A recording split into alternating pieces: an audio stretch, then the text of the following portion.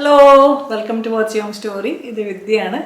നമ്മൾ ഇന്ന് ഓണമൊക്കെ വരികയല്ലേ, അപ്പം ഓണം സീരീസ് കുറച്ച് വീഡിയോ ചെയ്യാമെന്ന് വിചാരിക്കുന്നു. മെയിൻലി കുക്കിംഗ് ആണ്, പക്ഷേ ഇന്ന് അത് കിക്ക് ഓഫ് ചെയ്യാൻ വേണ്ടിയിട്ട് ഓണത്തിൻ്റെ മെയിൻ കാര്യം എന്താ, പൂക്കളം. ഞാൻ എല്ലാ ഓണത്തിനും പൂടുന്നുണ്ട്. ആ വീഡിയോ പണ്ട് ഒരു തവണ ഞാൻ ഇട്ടിരുന്നു കേട്ടോ.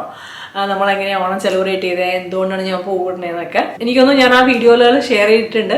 ഇവിടുത്തെ മലയാളി അസോസിയേഷൻ പരിപാടിക്ക് ഒരിടയ്ക്ക് സ്ഥിരമായിട്ട് ഇട്ടിരുന്നതാണ് ഞാനത് ഇപ്പോൾ കുറച്ചായിട്ട് ഇങ്ങനെ ഓരോ കാര്യങ്ങളൊക്കെ വന്ന് ഇല്ലാണ്ടിരിക്കുന്നതാണ്. ഇപ്പോൾ കോവിഡൊക്കെ മാറി ആൾക്കാർ ഓണം പണ്ടത്തെ പോലെ സെലിബ്രേറ്റ് ചെയ്യാൻ ഉള്ള പ്ലാനുകളാണ് എല്ലാവർക്കും. അപ്പോൾ നിങ്ങൾ വീട്ടിലെ ഒരു വലിയ ഗാദറിങ് ആണെങ്കിലോ, അതെയോ ഇതിപ്പോൾ ഓഫീസിലാണെങ്കിലോ, അതെയോ എന്താണ് അസോസിയേഷൻ മറ്റു പരിപാടികൾക്കാണെങ്കിൽ പോലും വലിയ പൂക്കളം ഇടാൻ പിന്നെ നമ്മൾ തുടങ്ങി. അപ്പോൾ വലിയ പൂക്കളം ഇടുമ്പോൾ എങ്ങനെയാണ് ഒരു വലിയ പൂക്കളം എങ്ങനെയാണ് അത് പ്ലാൻ ചെയ്യുന്നതും അത് ഇടാനുള്ള കുറേ ട്രിക്സ്. ഇത് ഞാൻ പണ്ട് സത്യം പറയുകയാണെങ്കിൽ സ്കൂളുകളിലൊക്കെ അല്ലെങ്കിൽ കോളേജിലൊക്കെയോ ഈ പൂക്കളം കോമ്പറ്റീഷനിൽ ഒന്നും പങ്കെടുക്കാത്ത ഒരാളാണ്. അത് കാരണം ഇവിടെ വന്നിട്ടാണ് ഇങ്ങനെ ഞാൻ വീട്ടിലിടുമ്പോൾ നമുക്ക് അത്ര വലിയ പ്ലാനിങ് ഒന്നും ആവശ്യമില്ല. കളേഴ്സ് ഒന്ന് കോർഡിനേറ്റ് ചെയ്യുന്നുണ്ട് എന്ന് മാത്രം ചിന്തിച്ചാൽ മതി. ഇതിപ്പോൾ വലിയ ലാർജ് സ്കെയിലായിട്ട് ഇടുമ്പം നമ്മൾ അതനുസരിച്ചിട്ട് സൈസ് നോക്കണം, വലിയ സൈസിൻ്റെ അത്രയും തന്നെ പൂ വാങ്ങണം, പിന്നെ ഓഫ് കോഴ്സ് ഡിസൈനും പാറ്റേണൊക്കെ കുറച്ച് പ്ലാനിങ് ആവശ്യമാണ്. അപ്പം അത് ചെയ്യാനായിട്ട് ഒരു എളുപ്പ വഴിയാണ്. അപ്പോൾ നമുക്ക് തുടങ്ങാം അല്ലേ.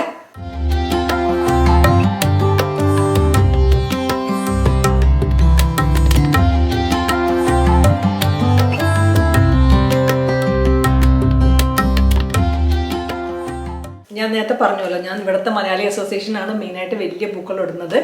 അത് യൂഷ്വലി നടക്കുക എങ്ങനെയാണെന്ന് വെച്ച് കഴിഞ്ഞാൽ ഇവിടുത്തെ ലോക്കൽ സ്കൂളുകൾ നമ്മൾ റെൻറ്റ് ചെയ്തിട്ട് അവിടെയാണ് നമ്മൾ പരിപാടി നടത്തുക. അപ്പം അതിൽ one of the main conditions എന്താ വെച്ച് കഴിഞ്ഞാൽ അവിടെ നമ്മൾ കറയാക്കാൻ പാടില്ല, അങ്ങനത്തെ ഒന്നും പറ്റില്ല. ഫ്ലോറിൽ വലിയ നല്ല മിക്കവാറും ലൈറ്റ് കളർ ഫ്ലോർ ആയിരിക്കും. അപ്പം നമ്മൾ ഭയങ്കര ശ്രദ്ധിക്കേണ്ട കാര്യം വേഗം ഇടാൻ പറ്റണം, വേഗം ക്ലീനപ്പും ചെയ്യാൻ പറ്റണം.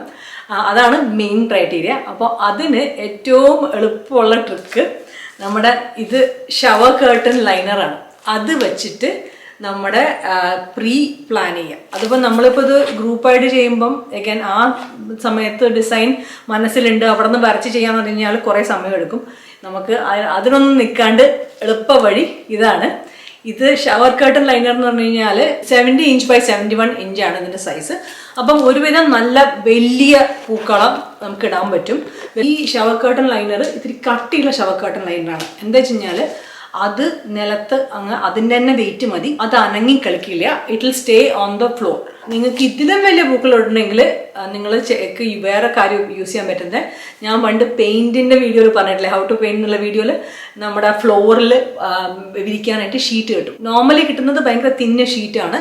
Light weight plastic sheet use ചെയ്യുകയാണെങ്കിൽ അത് പറക്കും, പൂടാൻ ഭയങ്കര ബുദ്ധിമുട്ടായിരിക്കും. നമ്മൾ ഇത്തിരി കുറച്ച് പൈസ കൂടുതൽ കൊടുക്കുകയാണെങ്കിൽ നമുക്ക് കട്ടിയുള്ള ഷീറ്റ് കിട്ടും. ആദ്യം ചെയ്യേണ്ടതെന്ന് വെച്ച് കഴിഞ്ഞാൽ നമ്മൾ ഈ ഷവർ കർട്ടന് സെൻറ്റർ കണ്ടുപിടിക്കാം. ഇതിപ്പം എനിക്ക് എളുപ്പമാണ്, ബിക്കോസ് ആ സെൻറ്ററിൽ തന്നെ കറക്റ്റ് ഫോൾഡ് വന്നിട്ടുണ്ട്, ഒരു സെൻറ്റർ പോയിന്റ് ഉണ്ട്. അതുകൊണ്ട് എനിക്കറിയാം അത് സെൻറ്ററാണ്. നമ്മൾ മടക്കി വെച്ചിട്ട് എന്നിട്ട് സെൻറ്റർ ജസ്റ്റ് ഒന്ന് പെർമനന്റ് മാർക്കർ വെച്ച് മാർക്ക് ചെയ്യുക. അപ്പോൾ അതായിരിക്കും നമ്മളെ ഡിസൈനിൻ്റെ സ്റ്റാർട്ടിങ് പോയിന്റ്. അത് കഴിഞ്ഞ് ചെയ്യേണ്ടത് ഇത് ടേപ്പ് ചെയ്ത് വെക്കുകയാണ്, ഫ്ലോറിൽ ചെയ്യണം. ഇപ്പം ഞാൻ നിങ്ങൾക്ക് കാണിക്കാൻ വേണ്ടിയിട്ടാണ് ഫ്ലോറിലും കാർപ്പറ്റും കൂടിയായിട്ട് ചെയ്യുന്നത്. ബിക്കോസ് ഫുൾ ഫ്ലോറിൽ ഇട്ട് കഴിഞ്ഞാൽ റിഫ്ലക്ഷൻ കാരണം നമുക്ക് വീഡിയോയിൽ ക്ലിയർ ആയി കിട്ടില്ല. ഇത് അൺഈവൺ സർഫസ് ആണ്, ഡെഫിനറ്റ്ലി ഇങ്ങനെ ചെയ്യരുത്. ഫ്ലാറ്റായിട്ട് കംപ്ലീറ്റ്ലി ഫ്ലാറ്റായ സർഫസിൽ ടൈപ്പ് ചെയ്ത് വയ്ക്കുക. അപ്പോൾ ഇത് അനങ്ങില്ല നമ്മളുടെ ഇതുമ്മ ഡിസൈൻ വരയ്ക്കുമ്പോൾ. ഇതിൽ ഡിസൈൻ വരയ്ക്കാൻ നമുക്ക് ആവശ്യം ഒരു ഷാർപ്പി അല്ലെങ്കിൽ പെർമനന്റ് മാർക്കർ, ചാക്കുവള്ളി, ട്വൈൻ എന്തെങ്കിലും. വൂള് ഉപയോഗിച്ച് കഴിഞ്ഞാലുള്ള പ്രശ്നം എന്ന് വെച്ച് കഴിഞ്ഞാൽ നൂല് ആയെയും കുറച്ച് കഴിയുമ്പം അവ നമ്മുടെ സർക്കിൾ ഈവനായിട്ട് വരില്ല. ഇങ്ങനെ സ്റ്റേഡി ആയിട്ടുള്ള ഒരു ട്വൈൻ യൂസ് ചെയ്യുന്നതാണ് നല്ലത് കേട്ടോ. ചാക്കുവള്ളി ഡെഫിനറ്റ്ലി നല്ലൊരു ഓപ്ഷനാണ്. ഇതിപ്പോൾ നമ്മൾ ഈ പെർമനന്റ് മാർക്കറിലേക്ക് കെട്ടിയിട്ടുണ്ട്. ബേസിക്കലി ഇതിൻ്റെ സെൻറ്റർ ഇവിടെയാണ്. ഇവിടെ നിന്ന് മാക്സിമം എത്രയ്ക്ക് നീളം വരുന്നത് ബേസിക്കലി ഒരു കോമ്പസ് പോലെ നമ്മൾ ക്രിയേറ്റ് ചെയ്യണം. ഇത് കണ്ട ഈ അറ്റാണ്. അപ്പം എൻ്റെ ഇത്രയും ആണ് എനിക്ക് വേണ്ടത്. ഞാനപ്പോൾ ഇത്തിരി എക്സ്ട്രാ എടുത്തിട്ട് ഈ പെൻസിലും 2-3 തവണ കെട്ടും. 2 ആൾ കൂടിയിട്ടാണ് ഇത് ചെയ്യേണ്ടത്, എന്നാലും ഇത് ശരിക്കായിട്ട് വരുള്ളൂ. അപ്പോൾ നമ്മൾ ബേസിക്കലി ഞാൻ നല്ല കോമ്പസ് ക്രിയേറ്റ് ചെയ്യണം. ഇതിൽ പെൻസിൽ നടുക്ക് വെച്ചിട്ട് ഷാർപ്പി വെച്ച് ബേസിക്കലി നമ്മൾ ഇത് വെച്ച് ഇങ്ങനെ സർക്കിൾ വരയ്ക്കുകയാണ്. അതാണ് നമ്മുടെ ഫസ്റ്റ്. ആ വലിയ സർക്കിൾ കിട്ടിക്കഴിഞ്ഞാൽ ഇതിൻ്റെ ലെങ്ത് കുറച്ചിട്ട് നമ്മുടെ ഇന്നർ സർക്കിൾസ് ഒക്കെ വരയ്ക്കാം നമുക്ക്. നമുക്ക് ഇന്നർ ഷേപ്പുകൾ ഉണ്ടാക്കാനായിട്ട് എളുപ്പം വഴി യൂണിഫോം ആയിട്ട് ഡിസൈൻ കിട്ടണമെങ്കിൽ ഒരു പേപ്പർ എടുക്കുക. അതിപ്പോൾ എനിക്ക് ഞാൻ നീളം എടുക്കുന്നതെന്ന് വെച്ച് കഴിഞ്ഞാൽ ഓരോരോ പെറ്റൽ ഇത്രയും നീളം, നമുക്ക് എത്ര നീളം ആ ഡിസൈനുള്ളിൽ പോകേണ്ടതെന്ന് വെച്ച് കഴിഞ്ഞാൽ ഡെഫിനറ്റ്ലി ഭയങ്കര ഫൊഗീവിങ് പ്രോസസ്സാണ്. ഇപ്പം ഞാനൊരു എതള് പോലെയാണ്, അത് ഞാൻ ഇവിടെ ഒരു ടെംപ്ലേറ്റ് ഉണ്ടാക്കുകയാണ്. ബേസിക്കലി ടെംപ്ലേറ്റ് ഉണ്ടാക്കി മുറിച്ച് വെച്ച് നോക്കാം. അപ്പോൾ നമ്മൾ ഇങ്ങനെ ചെയ്ത് കഴിഞ്ഞാൽ നേരെ ആ കേർട്ടനിൽ വരച്ചിട്ട് പിന്നെ അത് മായ്ക്കാനൊന്നും നടക്കണ്ട. ഇതിപ്പോൾ നമ്മൾ മുറിച്ചു, ഇത് എക്സ്പാൻഡ് ചെയ്യുമ്പോൾ രണ്ടായി. ഇത്രയും വലിയ ഒരു ഇത് വേണ്ടെങ്കിൽ, ഇതിപ്പോൾ ഇതിൽ കുറവാണ് വേണ്ടെങ്കിൽ പിന്നെ നമുക്ക് മുറിച്ച് ഇതിനെ മാറ്റി കളയാമല്ലോ. അതുപോലെ തന്നെ whatever design you want to do, if it's like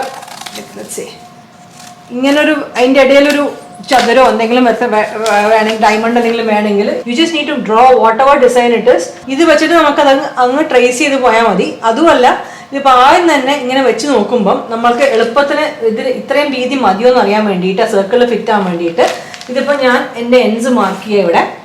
അങ്ങനെ എണ്ണി നോക്കുമ്പം ഇതിപ്പോൾ 12 ഇതിൽ തികയോ അതോ 10 തികയോ അതേപോലെ ഈവൺ ആയിട്ട് ഇത് സൈസ് കുറയ്ക്കണം എന്നൊക്കെ നമുക്ക് മനസ്സിലാവും. ഇങ്ങനെ ചെയ്ത് കഴിഞ്ഞാൽ ഡിസൈൻ നമ്മൾ ഇതിലേക്ക് വരയ്ക്കുന്നതിന് മുന്നേ ഇങ്ങനെ നമുക്ക് അതിൻ്റെ സ്പേസ് നമുക്ക് വൃത്തിയിൽ പ്ലാൻ ചെയ്യാൻ പറ്റും ഇങ്ങനെ ചെയ്ത് കഴിഞ്ഞാൽ. ഇതിപ്പോൾ ഞാൻ നിങ്ങൾക്ക് കാണിച്ചിരിക്കുന്ന ഒരു സാധാരണ ന്യൂസ് പേപ്പറിന് വെട്ടിയിട്ടാണ്. ഇത്തിരി കട്ടിയുള്ള പേപ്പറോ കാർഡ്ബോർഡോ ആണെങ്കിൽ, പോസ്റ്റർ ബോർഡില്ലേ, അതൊക്കെ ആണെങ്കിൽ നമുക്ക് ട്രേസ് ചെയ്യാനും ഭയങ്കര എളുപ്പമായിരിക്കും. മൂവ് ചെയ്ത് കളിക്കില്ല. നമ്മൾ ഇതിൻ്റെ മുകളിൽ എന്തെങ്കിലും തെറ്റ് വരുത്തിയാൽ തന്നെ റബ്ബിങ് ആൽക്കഹോളോ നമ്മുടെ നെയിൽ പോളിഷ് റിമൂവറോ ഹാൻഡ് സാനിറ്റൈസർ വരെ വെച്ചിട്ട് നമുക്കത് മാറ്റി കളഞ്ഞിട്ട് പിന്നെയും വരയ്ക്കാൻ പറ്റും. അതൊരു ഗുണമാണ്.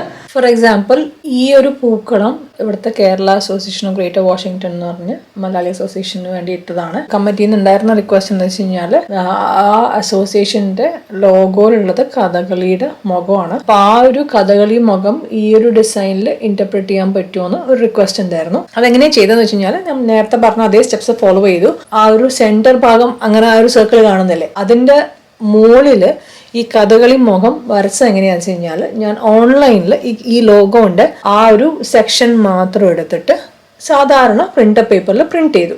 എന്നിട്ട് അത് നമ്മുടെ ഈ ഷവർ കർട്ടൻ ലൈനറിന്റെ അടിയിൽ വെച്ചിട്ട് അതിൻ്റെ മുകളിൽ ഈ പെർമനന്റ് മാർക്കർ വെച്ചിട്ട് ആ ഡിസൈൻ ട്രേസ് ചെയ്തു. അപ്പം കറക്റ്റ് എൻ്റെ ആ ഒരു ഷീറ്റിൽ ഇത്രയും കോംപ്ലിക്കേറ്റഡ് ആയ ഒരു ഡിസൈൻ എനിക്ക് ഭയങ്കര എളുപ്പത്തിൽ നമ്മൾ പണ്ട് പേപ്പറിൽ ട്രേസ് ചെയ്യില്ലേ, അതുപോലെ എനിക്ക് ചെയ്യാൻ പറ്റി. ഇതെന്നിട്ട് ഇട്ട് കഴിഞ്ഞത് ഇങ്ങനെയാണ്.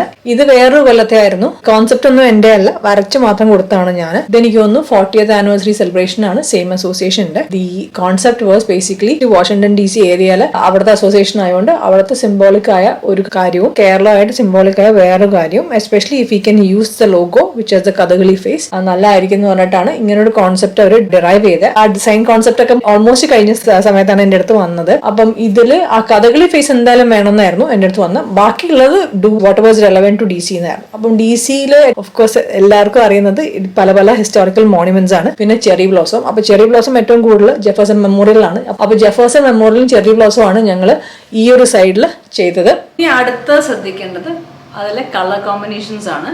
അപ്പൊ നമ്മൾ കളർ ആലോചിക്കുമ്പോൾ ഏത് പൂവാണ് ചീപ്ലി അവൈലബിൾ അത് നോക്കുക. അതിനോട് കോൺട്രാസ്റ്റിംഗ് ആയ കളർ വേറെ ഏതാ. ബിക്കോസ് പൂക്കളത്തിന് 2 കളർ കോൺട്രാസ്റ്റ് അങ്ങോട്ടും ഇങ്ങോട്ടും വരുമ്പോഴാണ് അതിന്റെ ഭംഗി വരിക. നമുക്ക് ചീപ്ലി അവൈലബിൾ സാധനം നോർമലി കിട്ടുന്നത് മംസ് ആണ്. മംസ് വെള്ള മഞ്ഞയാണ് മെയിനായിട്ട് കിട്ടുക. പിന്നെ ഒരു വൈൻ കളർ, അതൊക്കെയാണ് ഇവിടെ ടിപ്പിക്കലി കിട്ടുന്ന മംസ് ആണ്.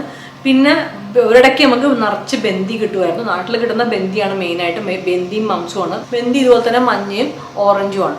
മഞ്ഞ, ഓറഞ്ച്, വെള്ളയാണ് ടിപ്പിക്കലി കിട്ടുന്ന കളറുകൾ. നമുക്ക് പിന്നെ ഇവിടെ നോക്കൗട്ട് റോസ് കുറേ കിട്ടും. അത് നല്ലൊരു മജന്ത കളറാണ്.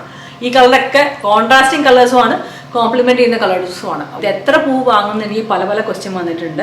അങ്ങനെ ഡെഫിനറ്റ്ലി ഒരു കണക്കില്ല. ബിക്കോസ് നമുക്ക് കിട്ടുന്ന അത്ര നമ്മുടെ ആ ഒരു കൊല്ലത്തെ ബഡ്ജറ്റ് അനുസരിച്ചിട്ടാണ് നമ്മൾ പൂ മിക്കവാറും വാങ്ങുക. ഞങ്ങൾക്ക് ഇപ്പം ഞങ്ങൾ പല പല സ്ഥലങ്ങളിൽ പലതവണയും വാങ്ങിച്ചിട്ടുണ്ട്. ഹോൾസെയിലായിട്ട് പൂക്കൾ വിൽക്കുന്ന ഇന്ത്യൻ സ്റ്റോറുകളുണ്ട്. അതല്ലാണ്ട് നമ്മൾ ലോക്കൽ ഫാമിൽ നിന്ന്, ഫ്ലവർ ഫാമുകളിൽ നിന്നൊക്കെ പൂ വാങ്ങാറുണ്ട്. അതുമല്ല, നമ്മൾക്ക് ഇന്ന പൂ വേണമെന്ന് പറഞ്ഞു കഴിഞ്ഞാൽ ചിലപ്പോൾ ആ പൂ കിട്ടില്ല, ആ കളറും കിട്ടില്ല, വേറെ കളറായിരിക്കും കിട്ടുന്നത്.